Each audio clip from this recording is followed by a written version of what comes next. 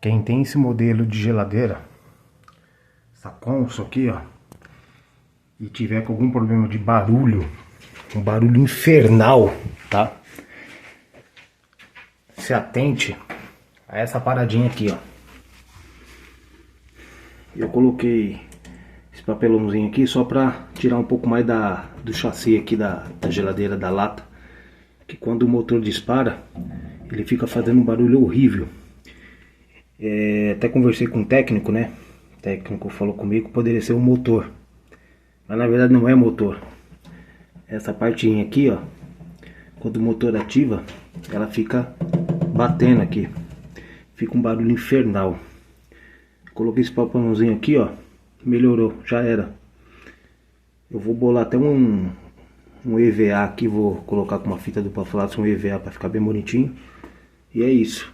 Não precisa trocar o motor, né? O problema é esse mesmo. Ela ficou bem silenciosa. Depois disso, resolveu o problema. Então fica aí a dica. Para quem tem esse tipo de geladeira, estiver fazendo barulho, verifica esse camarada aqui, ó. Tá? Ele fica, quando o motor ativa, ele treme e fica batendo aqui na lata. Tá certo?